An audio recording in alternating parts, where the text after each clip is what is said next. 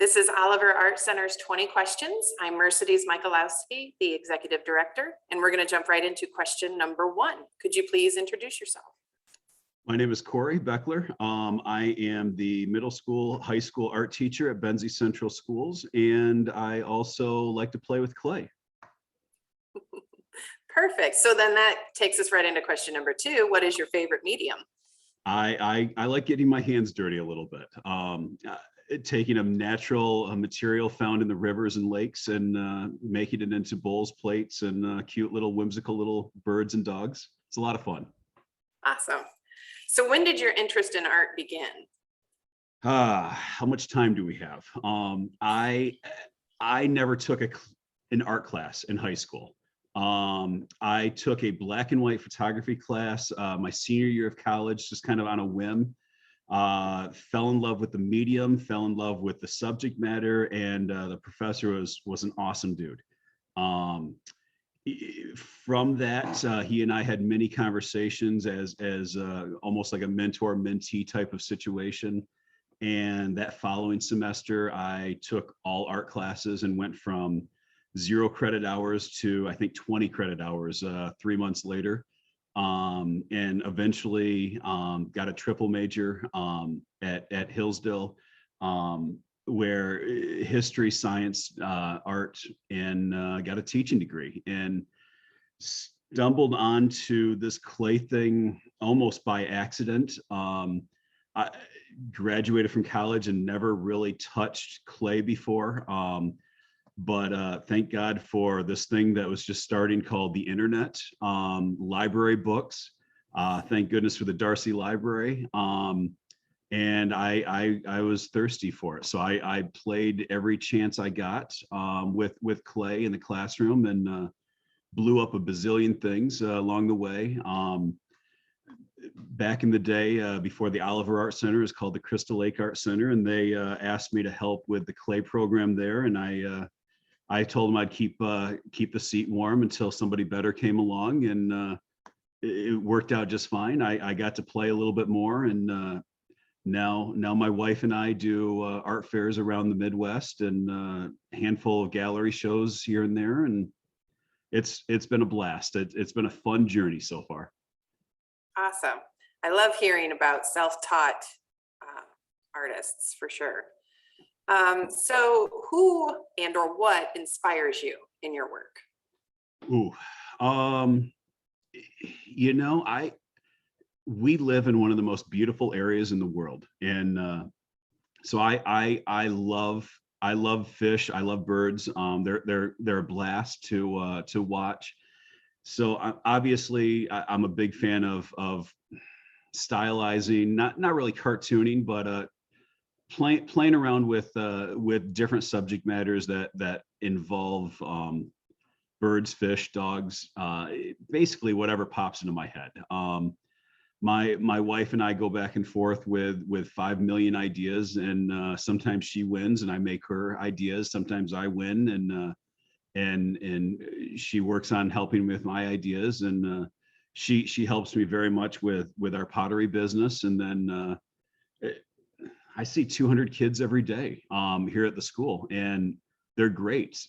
You want a better research and development. I don't know of one. These kids are brutally honest here, and it's a blast. If they say, what is it? That tells me I need to work on it a little bit more. If they say, oh my God, that's the coolest thing I've ever seen, it tells me I'm onto something, and maybe make it a little bit cooler, a little bit better, but I'm onto something. So what inspires me? I mean, my background is more art history than the drawing and painting. But I thoroughly love the business side of Picasso. I love Modigliani. I love the abstracts of Chuck Close and Kandinsky. I am all over the place. One of the greatest artistic highlights of my life was being able to put on the white cotton gloves and hang an Ansel Adams exhibit with one of my college professors. It was fantastic. But so I love the art history component. I got to talk and have a beer with the curator that is hired only to be in charge of Guernica, Picasso's masterpiece. Just a lot of fun little stories along the way, but I am inspired by pretty much anything and everything that I can find. Very cool. Yeah, being in front of students, that's got to be kind of a, unlimited bottomless pit of inspiration and ideas, because they're so uninhibited, Oh, at they're that great. age. They're great. Yeah. So this is one of my favorite questions. If your artwork were to be classified as a musical genre, what genre would it be? Jazz. I Jazz. love it. It's so all over the place, but upbeat. And it, I get that response almost on a weekend basis at art fairs where, man, you're all over the place, but it all meshes and works really well. And it's all upbeat. And I try to keep my work very happy. I think there's enough sadness in this world, so I try to make things as fun and as exciting as possible. But no, very very much the jazz movement in my book. Okay. So could you give us a verbal snapshot of what you're working on right now? Ooh, what am I working on right now? I am currently screwing around making some textured bowls for my wife. She has a request for some new kitchen bowls. But last night I was working on a almost 2 foot tall sock monkey sculpture. The ever famous sock monkey, but I'm making it out of clay.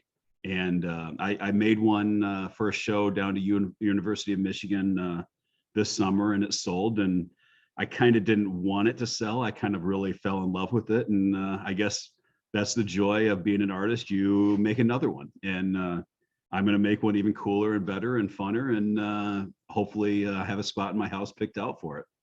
So. Perfect. So I know in your work, you do like to use a lot of color Yes. in your glazing.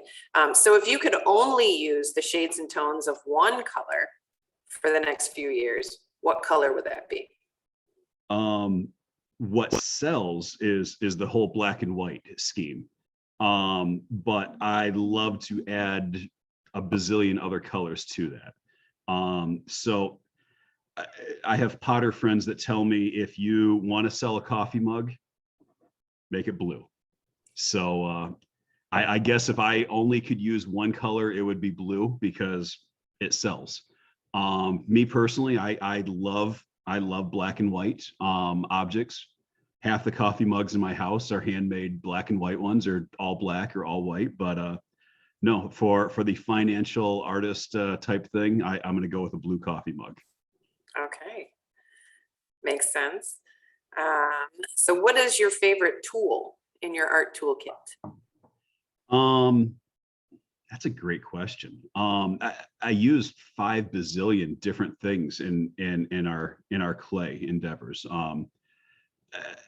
I hate to admit it, but I love going to Goodwill and Salvation Army because I find so many kitchen objects that I use in the pottery studio. But I have to cheat and go with these. I think my hands make so many different things. Everything is handmade. I use pottery wheels a little bit here and there. I use texture tools a little bit here and there, but for the most part, everything I make is made with my own 2 hands. Perfect. So what's your least favorite tool? I don't have a clue. No.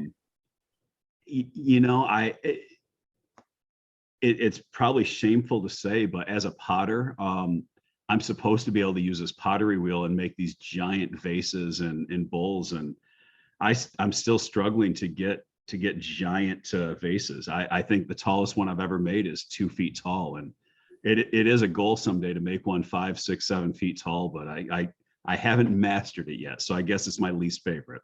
The ones that I've mastered, I really enjoy using. So. Okay. Well, that makes sense. So what is the best piece of advice you've been given?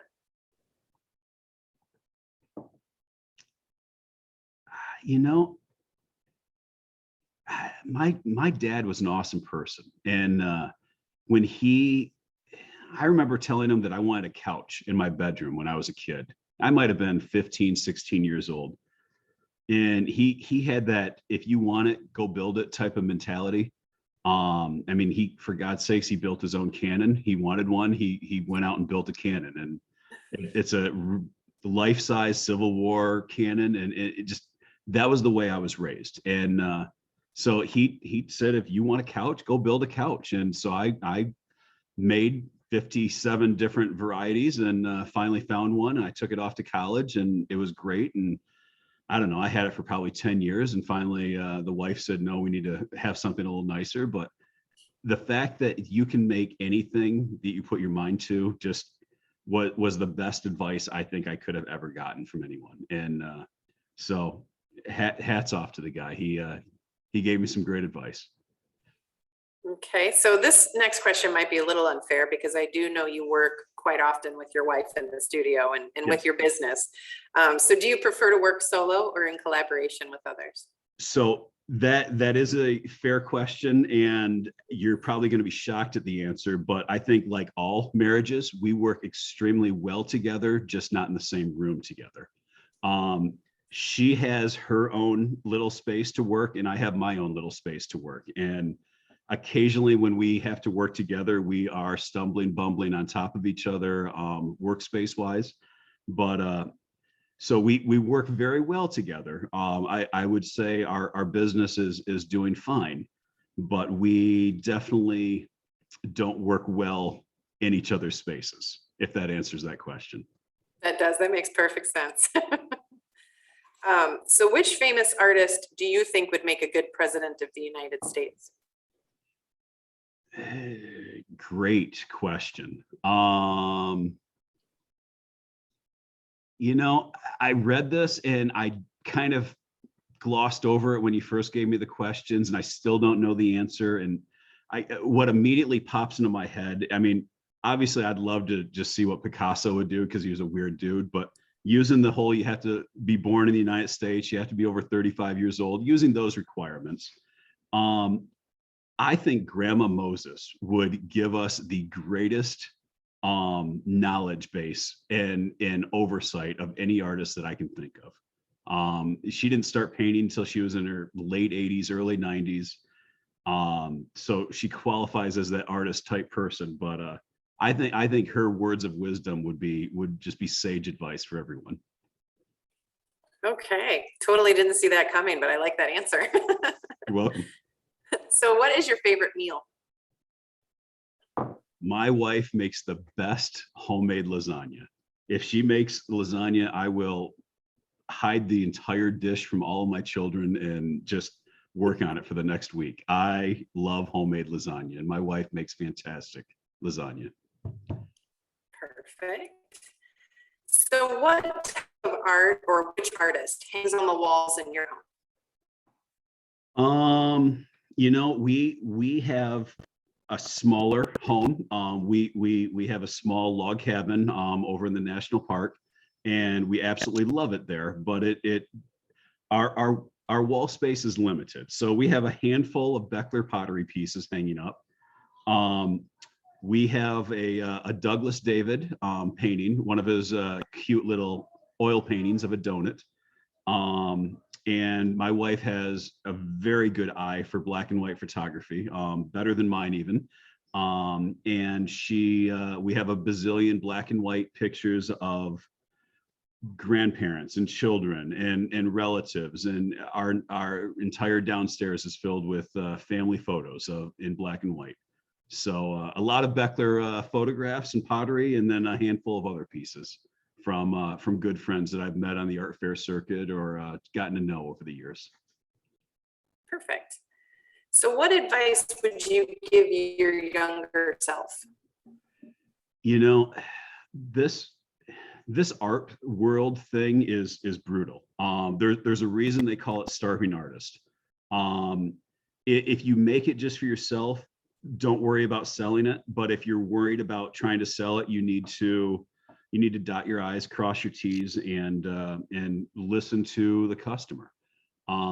Fortunately or unfortunately, When I first started off trying to make money with art, I remember I used to make these little wooden cars and trucks and sell them at art fairs and for $3 or $4 a piece. And man, I would slave in front of my bandsaw woodworking all summer and have a couple $100 in my pocket. And I thought I was doing something.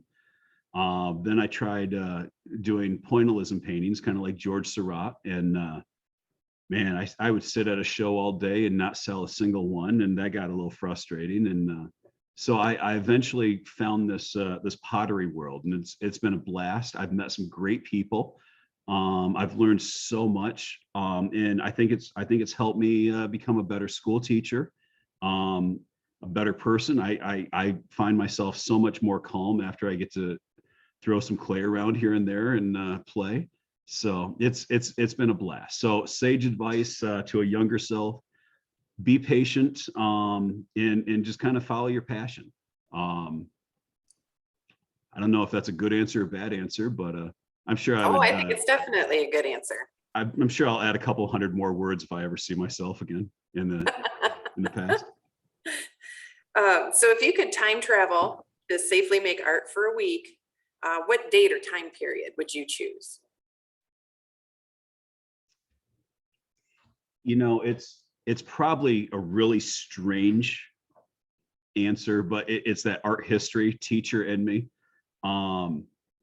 My favorite art author is Ernest Hemingway, and one of my favorite artists, not because I like his work, just because he was a royal son of a gun. I would love to study him. Is Pablo Picasso.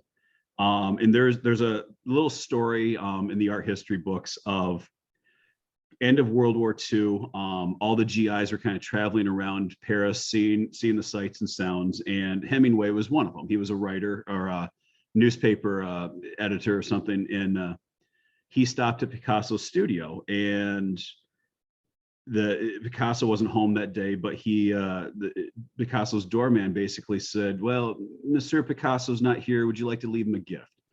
And Hemingway, thinking on his feet, went out to his Jeep that he was traveling around Europe in and brought back a box of hand grenades and gave them to Picasso. I would love to be a fly on the wall. I don't know if they ever like went up on the roof and decided to throw them off the roof and have a good old time. But boy, would I like to be a fly on the wall in that for that week, just to see what would happen. There's so many little weird stories in that. I'd love to be a fly on the wall to watch Da Vinci paint the Mona Lisa, but two just alpha males throwing grenades off the roof of some house in Paris seems kind of fun. Sorry. No, I think that's great. I've never heard that story.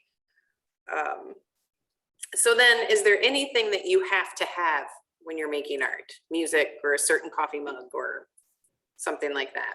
You know, clay, unfortunately. I have learned to be MacGyver in this field. I go to an art fair, and if it's a slow day, I might befriend the potter down the aisle that has a hunk of clay and say, "Hey, can I buy some clay from you?" And I'll sit there and I'll mold and I'll shape. When I'm in my studio, I'll put on a movie or something, audiobook to listen to or watch, and I like to have some background noise when I'm in the studio working. But no, some of my favorite tools you asked earlier, I use a pencil eraser for texture. I use a dull pencil to write my signature. I've used a needle, a sewing needle, to scratch up the clay. I can pretty much make anything into a clay tool. But no, I need clay. That's the one tool I do need. Okay. So is there a gallery or a museum that you would love to have your work featured in? And if so, which one? Like pie in the sky, you know? Well, there's this cute little art center over in Frankfurt, but don't know if you've heard of it. yeah. You know, I've been very fortunate. My wife and I do 15, 20 art fairs during the summer. I've met ridiculous amounts of awesome, cool, sometimes famous, sometimes not famous people. And I am absolutely honored when they want to take my work home and put it in their house. I have work in some big name houses. I have work in some not as big name houses, if you even call them houses. That said, I've been honored. To put them in a gallery, yeah, I would be totally on board with that.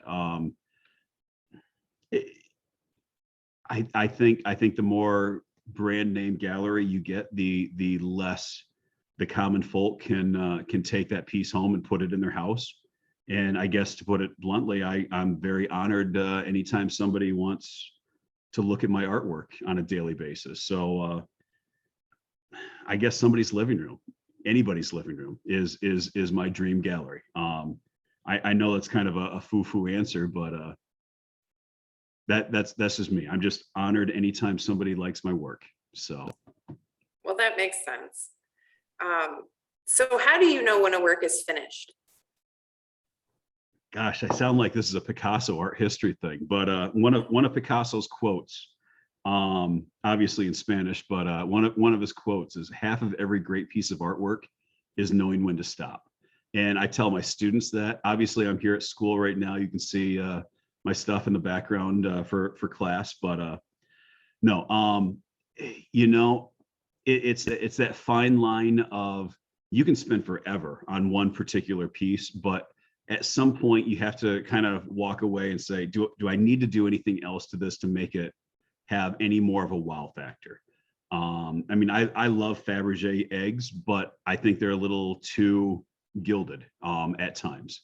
I think they could have stopped a little earlier, but that's what makes those 500 Fabergé eggs that were ever made amazing.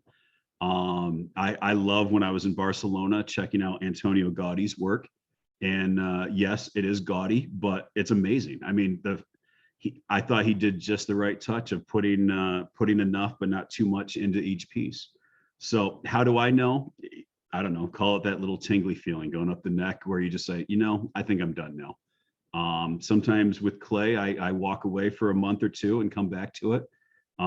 Sometimes I try to finish it all in one day. And it's just one of those artistic endeavors where you try to do it correctly.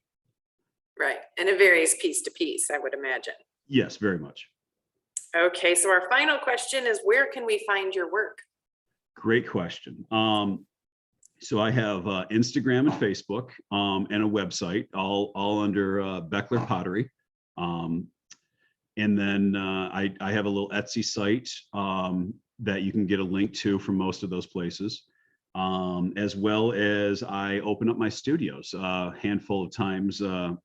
I do it during the summer. I live over by Riverside Canoes up on M22, and I open up the studio 4 or 5 times a summer, and then by appointment. So if somebody's up for the weekend and want to stop over, give me a call or text, and you can find out pretty much all my info on that wonderful Google thing.